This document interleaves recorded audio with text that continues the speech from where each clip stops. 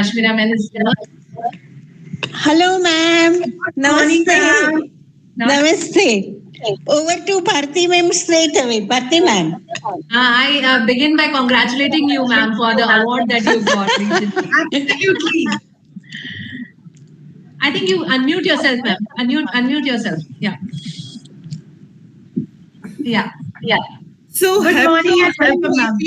so happy to see all of you. Thank you so much, ma'am. So we straight away start with the process because we're already a little late. Thank you, first of all. Thanks a lot from the bottom of my heart for being the referee for my student. First PhD And I'm really happy today because she is my first PhD student who's going to complete under my guidance. So, friends, whosoever has joined, all of you are welcome to the Viva. We have Professor Dr. Kashmira Ben Mehta from Department of English. She is professor and in KSKV Kutch University, Bhuj, Kutch.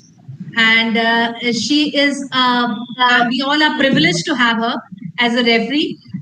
She has been very kind when she has written the so she was very much particular that she has done everything, particularly read the thesis and given such wonderful inputs. And I'm really blessed that we all are together here. Over to you, and Soumita Sarkar, who is the PhD student who's going defense of her thesis.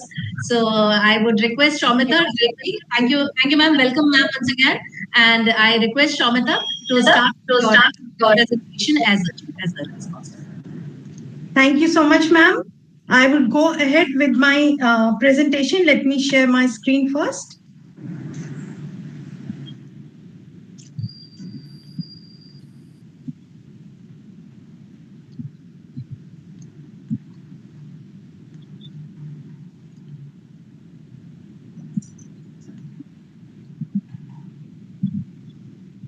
I would like to know whether the screen is visible, ma'am. It is visible. It is visible. Yeah. Can I start, ma'am? Yeah, sure.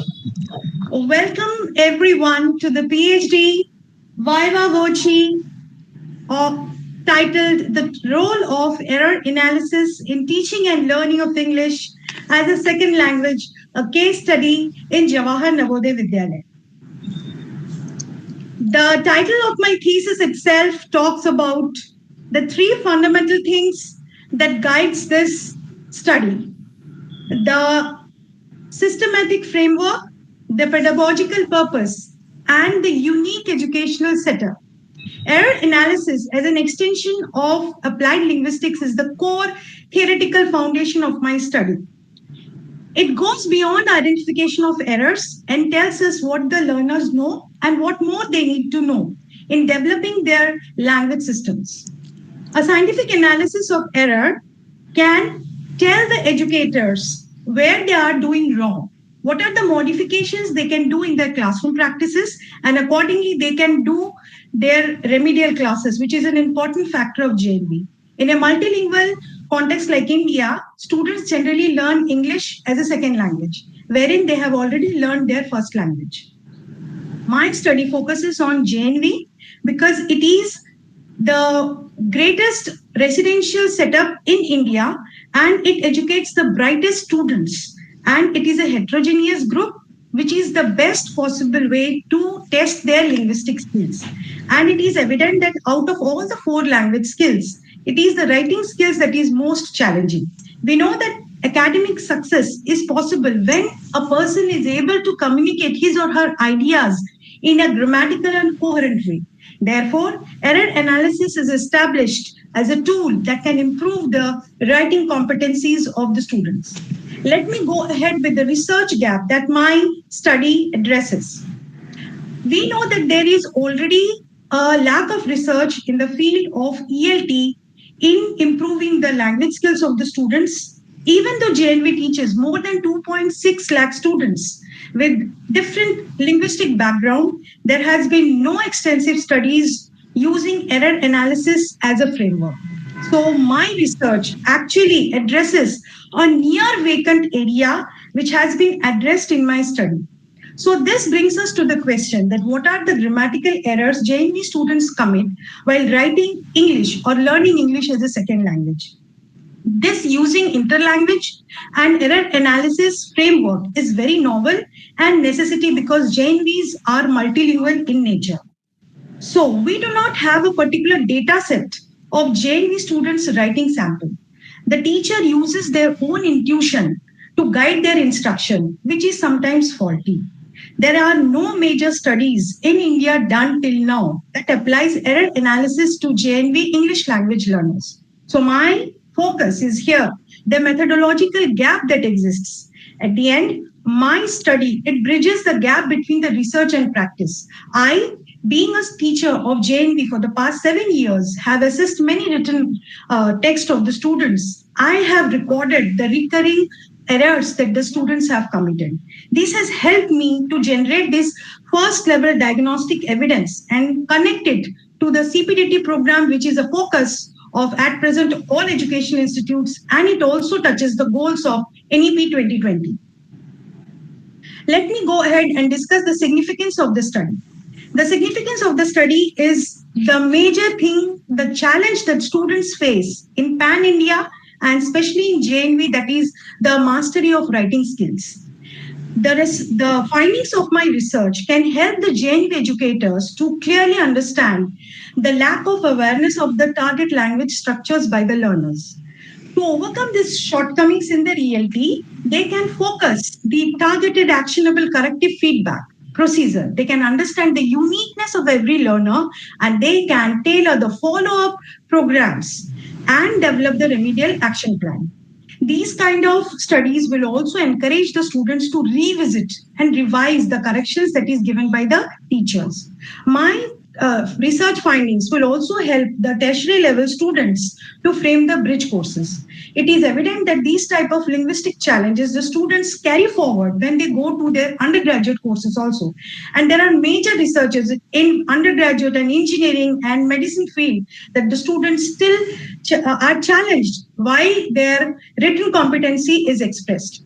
A major chunk of students from Gujarat, they migrate to foreign countries in search of a job or for education. So the findings of my study will help these students to perform, to improve and enhance their performance in this specific language proficiency test like IELTS. And my study focuses on the communicative language teaching procedure. It says that native language proficiency is not our goal, whereas we have to focus on functional, context-based communication, which is essential for academic success.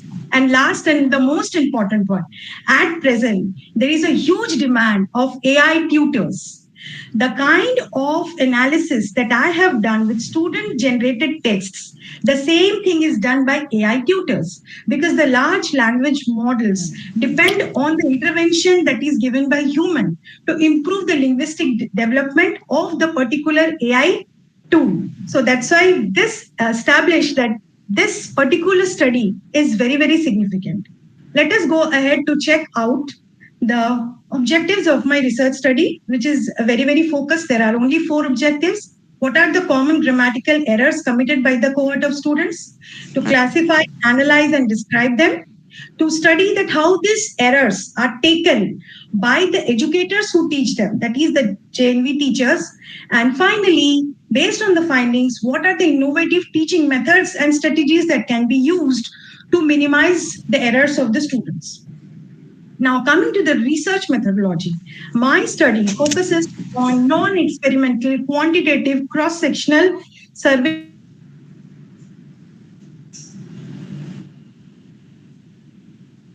First method is the need analysis, which establishes that whether this study is required or not. The second phase is the robust data collection and error analysis. And the third phase is the error gravity survey.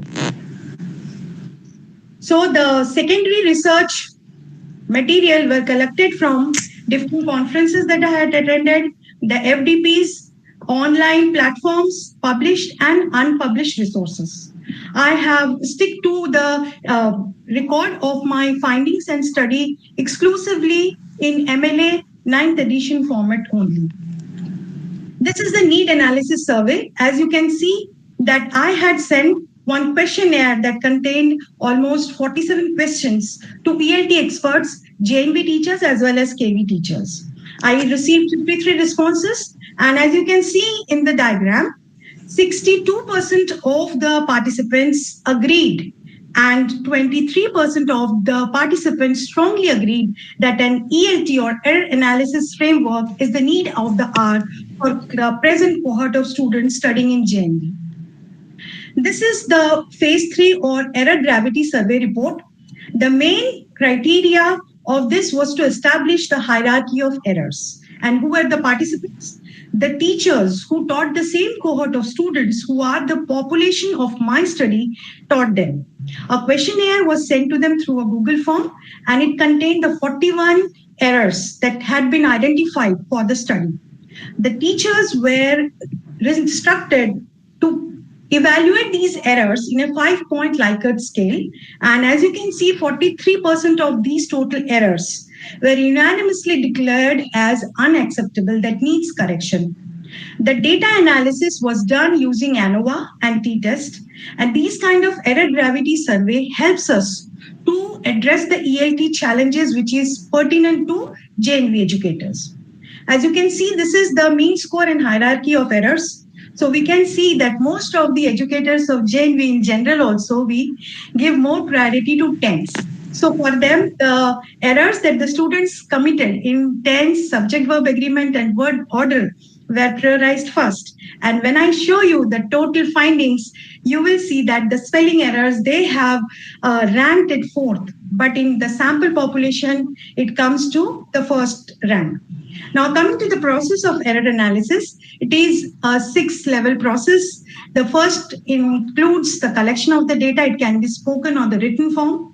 Second is identifying the errors. Here I have focused on 16 morphosyntactic errors and spelling errors, evaluating them, data analysis by using different tools and statistical analysis, getting the feedback by the educators on error gravity, and last one is to formulate the pedagogical intervention. My study follows strict ethical statement, and no objection certificate was received from the Deputy Commissioner Ravi Kumar Sir of NVS RO-Pune before the study commenced. And he clearly mentioned that the study should be done in your subject and the challenges that you face in your classroom. I hope I am able to come up to the expectations of Honorable Deputy Commissioner Sir. To maintain the anonymity and confidentiality, all the essays were codified in terms of gender, stream, and school. Not a single student has been coerced into to be a participant. It was a voluntary participation on the part of the students. Now here comes the most robust data collection part. A total of 423 essays were collected, and a sample of 30% of the total population was taken for actual sampling purpose.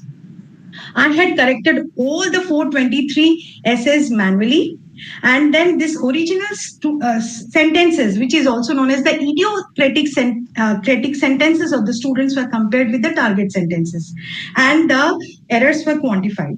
Plausible interpretation means, in absence of the students, based on the context, what the students want to write has been assessed.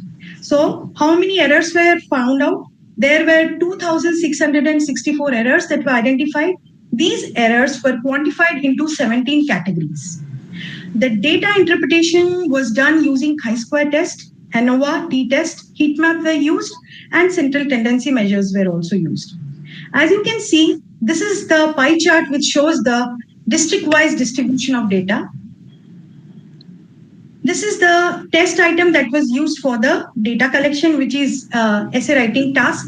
Stipulated time was given to the students, the word limit was given, and it was done under strict supervision in the academic block, and students were not allowed to use any book or resources as such. Essay writing was used because it fosters creativity and critical thinking. These are the 3 essay topics, and you can see the percentage here also. This is stratification of the sampling of the population. Apart from gender-wise sampling, I have also done stream-wise sampling. Majority of the students belong to science background, and then commerce, and then arts background. Yes, this is the actual finding of my research. As you can see, the first rank of the errors are spelling, followed by the articles, noun, word choice, preposition, so on and so forth. So, if we compare this with the error gravity, the tense has been placed here in number 9. But for teachers, it has come in the category or hierarchy as number 1. Let's move on. This is the district-wise distribution of errors. As for the total number of errors, the average is 296. We can see the trend shows that majority of the districts comes under this, with 2 exceptions, but it's absolutely fine. This is the analysis of frequency of errors gender-wise.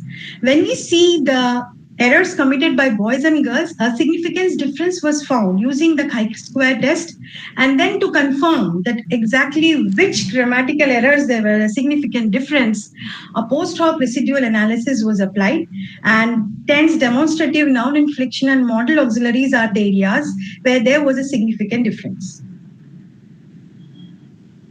Now, stream-wise distribution of errors. We have seen that maximum number of students belong to science stream. So we can see the science stream students have committed maximum number of errors, but it can also show that, but statistical analysis, even if the population is less or more, it doesn't matter. We have to work upon our science students more in terms of committing less errors in their little skills. So this is the heat map which shows the correlation between different error types. So this shows that there is a significant interconnectedness between the errors. It means if a student commits an error in one particular category, it's most possible that the child will commit the error in other category also. Here I have taken one example, few more have been suggested in the chapter. The students who commit errors in tense also try to commit mistakes in subject-verb agreement. So how is this useful for the teachers? So if a teacher finds out this, the teacher has to focus on teaching the verb-related errors in the class. That should be the focus of the classroom instruction.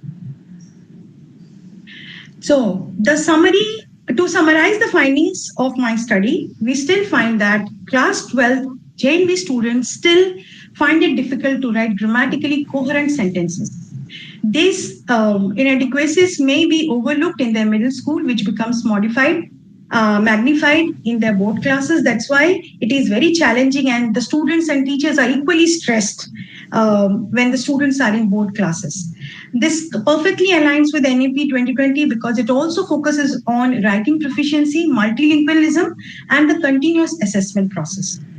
I am not going into the causes of these errors because it's beyond the scope of my studies. Further research has to be done. But based on the findings, I suggested a few pedagogical recommendations for JNV educators, which can be generalized to any educator, for teachers basically, and the language policymakers.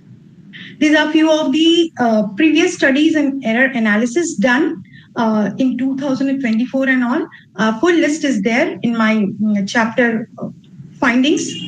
I haven't included all, but these are few of the pedagogical intervention instruction that I have suggested. Neuro-linguistic programming, dyssuggestopia, and mind mapping can be used as a tool. Music can also be used as an ELT tool. Now, theater and mind games can also be used as an ELT tool. The practical techniques to improve writing abilities can be clustering techniques, self-correction techniques, and we cannot avoid speaking skill altogether. We have to integrate the speaking, reading along with the writing skills. And I have given exclusive strategies how to address the spelling errors of the students. Few more strategies that I have suggested is in the field of written corrective feedback. Including the students or learners' first language while giving feedback is very, very vital for the teachers. Teachers can also incorporate a peer correction, teachability hypothesis, and noticing hypothesis while giving feedback. Teachers can undertake classroom action research, and I have proposed this writing process field, which starts with planning, drafting, editing, final version. Unless and until you reach the desired quality, this circular process continues. Some of the learning strategies that I have suggested are experiential learning, learning by insight, and reflective learning. Now, the teacher plays a major role in a classroom scenario where the most influential figure in the classroom is a teacher. A teacher has all the knowledge resources, but how to give it to the students completely depends on the classroom management. The maximum number of time that the student engages in the class and how better it is used to achieve and realize the learning objectives is very, very essential. So instead of the long-term goals, the teacher can make it into short-term goals, even as a weekly, daily, or hourly basis. And as per integrated language assessment, the learning objective should be clearly stated to the students. The personal environment or the touch the student can make for the students is extremely important, because the shift of knowledge dynamics and power dynamics should shift from the teacher centered to the student centered. Then only an atmosphere can be created which is motivating and the students feel comfortable and confident. An error free kind of environment has to be created in the classroom so that the students tries to utter or write something. If the student remains silent, then it becomes very impossible for the teacher to address any of the issues. Of course, the enthusiasm of the teacher is important. So activity-based program can be used. Now, these are the recommendations that I have given for the language policy makers. It is high time that we bring in an unified education system. There is a continuous struggle between which board is superior, whether it is CBSE, ICSE, State Board, IGCSE, or any other board. So the way the university entrance examination has been unified in India at present, it is high time that all the syllabus should be merged together into one board, and there is no question of superiority at all. Textbooks as a constraint. Since the last 20 years, CBSE students are reading and studying the same textbooks. It's high time that the textbooks should be changed. As a new incoming, I should incorporate that NCERT has included this textbook Purvi for class 7, and I have gone through it chapter wise. It is excellent. Inputs are given by musicians like Madhavan, Sudhamurthy, a part of an editorial board. It's an exclusive textbook. I hope that such type of textbooks should be introduced for higher level classes also. Next, teaching English as a subject or as a language. It's a high time we take English as a language, because if it is subject based, most of the teachers and students are based on completion of the subject, an examination and marks, and there it ends. Competitive aspect, the communicative aspect is completely lost.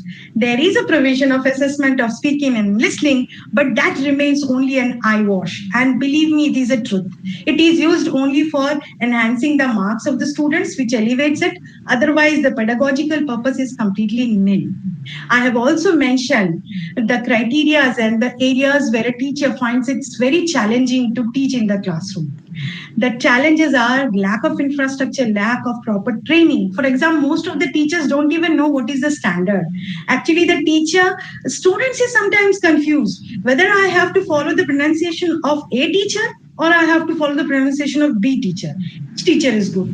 So there is a lack of uniformity, and in fact, error analysis or written corrective feedback are not at all a part of teacher education at all. And it's high time that these things should be incorporated. Proper assessment is not at all a part of teacher education in India right now, but it is a potent area. So what are the original things that I have contributed? Obviously, my study has focused the near-vacant research area. Till now, no study in India has focused the cohort of JNV students, particularly on the writing challenges. I have given a very structured corpora, and I have given a very, very imitable, actionable, targeted pedagogical intervention program. This combination has never been seen. Error analysis, JNV, and ESL pedagogy. JNV has illustrious alumni. They are working as IS officer, medical professionals, engineers. Then why not that competency comes right from the beginning? Why are we allowing our students to explore the world once they join the job field? So I think they deserve better. What should I tell? That two of the scholars of English department, Gujarat University, have completed their education in JNV.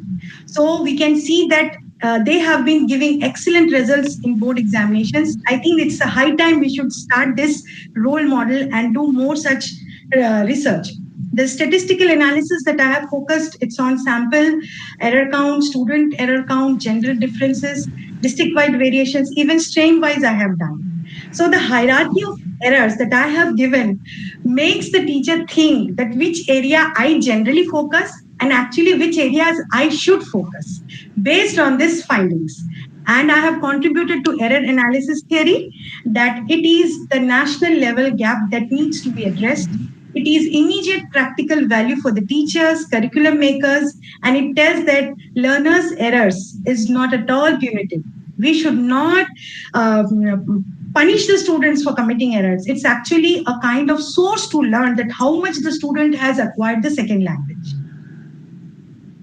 Yes, to make a permanent data for my data, I have contacted the Linguistic Data Consortium. I have submitted few of the essays. They are very happy with the submission, and I propose to submit few more essays to them that will become a permanent document of JNV written sample. And whenever they want to use it, they can use it for language studies like interlanguage development, second language acquisition, and they have to cite me wherever they have to use this data. So every research has scope, and I do not want that this research should remain vacant in coming years also. I want more researchers to come and focus on urban student and rural student gap. The private school versus public school can be taken. My students basically were taken from Gujarat. So their first language was Gujarati.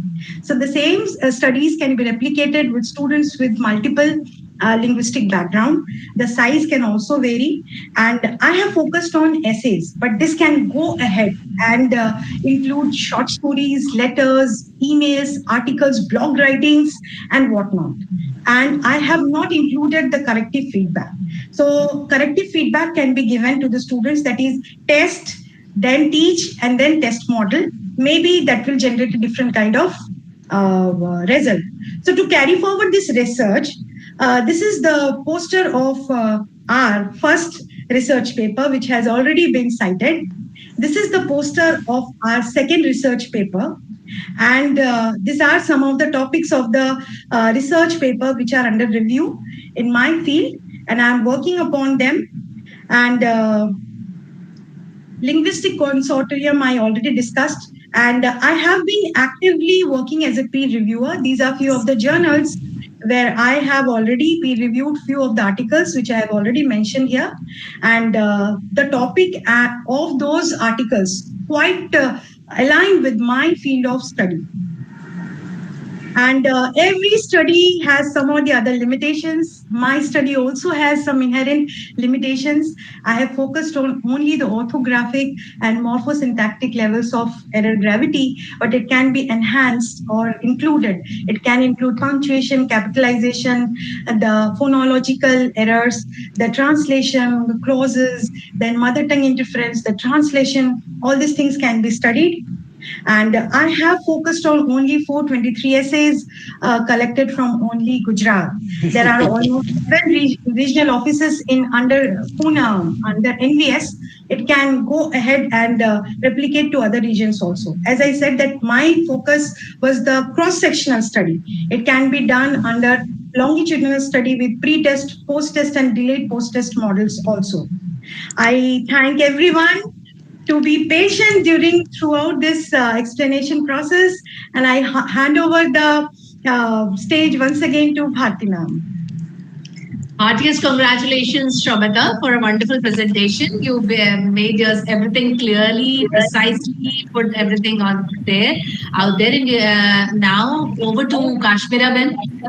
Ma'am, this is now your ball is in your court. Please, you may question.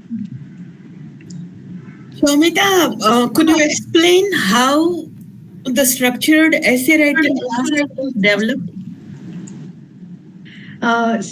Essay writing itself it's a kind of writing skills where it talks about organization, how to bring all the ideas together, and obviously it talks about the grammatical things, the coherence that the student writes. it needs a lot of planning to write a good essay. So I always suggest my students to use a rough notebook, jot down all the points, and then structure which will go into introduction, which will go into the content, and which will go into the conclusion part. Why essay only? Why not conversation or something else? Ma'am, in the previous research, I have seen many of the research that I have followed or I have read, they have taken article writings and essay writings as the basis. So I thought that that would be a very convenient way because complicate something and I am doing it for the first time. So I thought that let me take essays only. And the essays that we had selected after a lot of deliberation with Bharti ma'am, I remember Bharti ma'am, I had sent so many topics and then we had jotted down these 3 topics which resonated so well with the students. And within 1 minute they had started writing. Online, I thought online shopping will be their favorite. But unfortunately, the disciplined life of the students, because they are JNV students, you see, so they have majority of them. I was completely flabbergasted at the result. I thought online shopping will be their favorite. But anyway, and I'm very happy by the way students have written an excellent inputs the students have. Good. What were the major challenges that you have found while the journey of your PhD? Absolutely, ma'am. I had tried to contact so many people who are doing research in ELT, but later on, I'm so blessed that one unpublished thesis was shared with me by Professor Avasthi.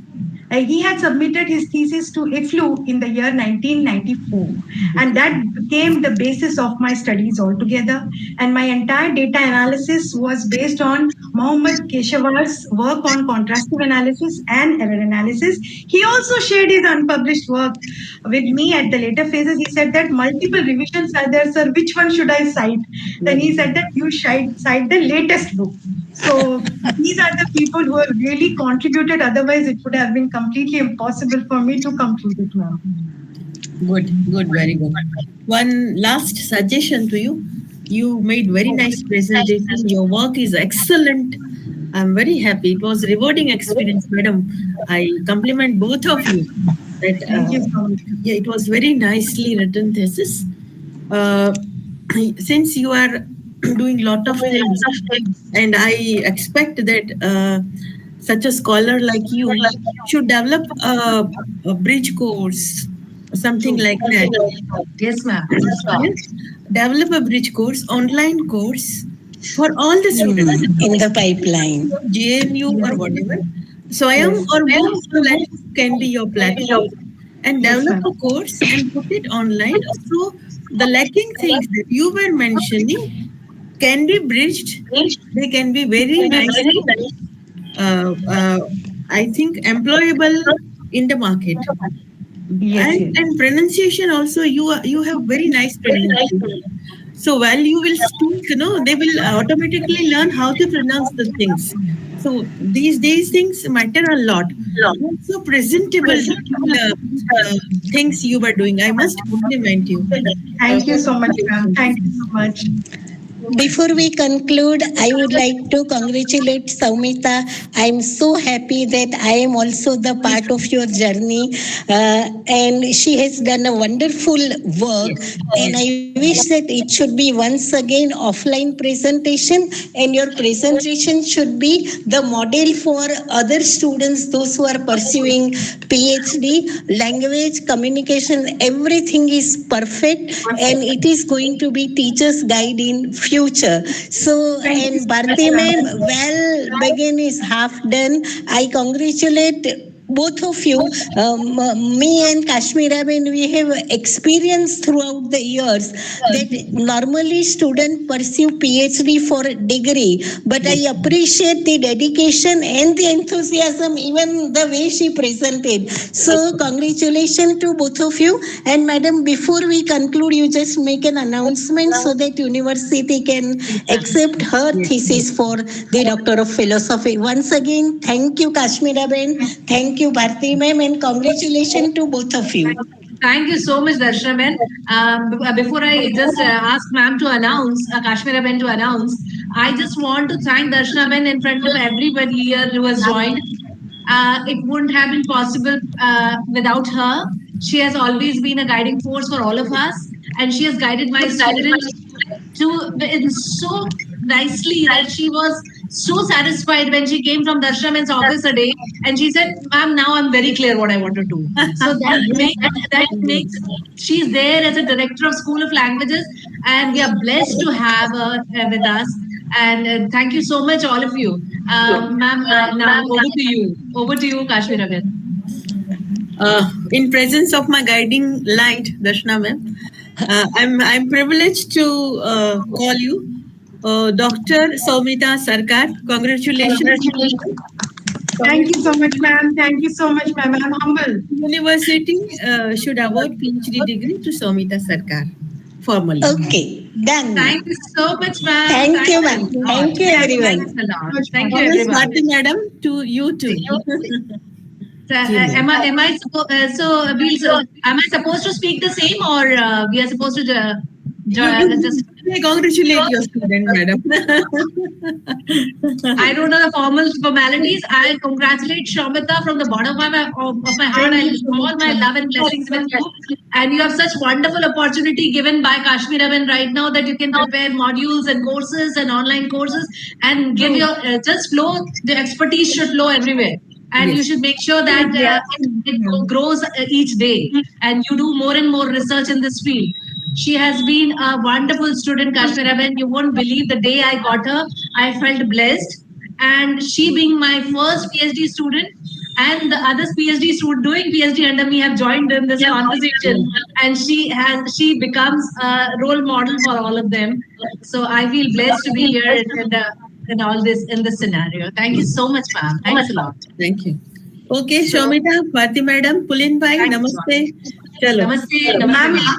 Ma'am, I would like to give my acknowledgement at the end just for 2 minutes. Okay. Thank you so much, ma'am. Kashmira ma'am, thank you so much for reviewing the thesis.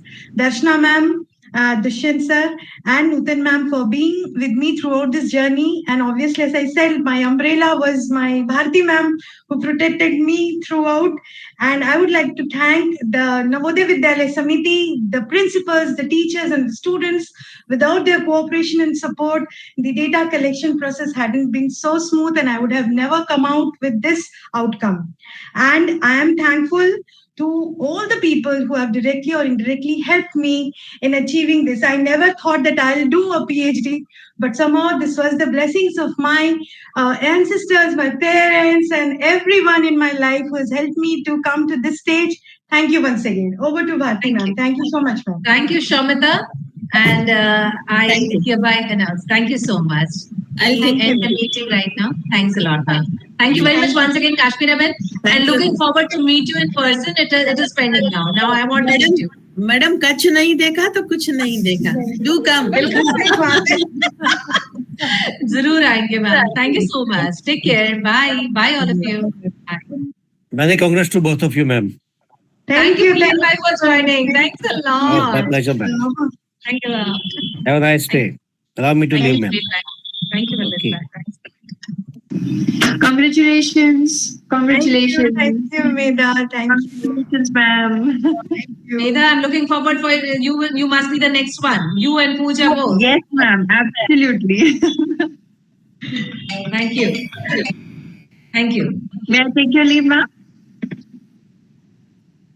Bye. Take care. Take care.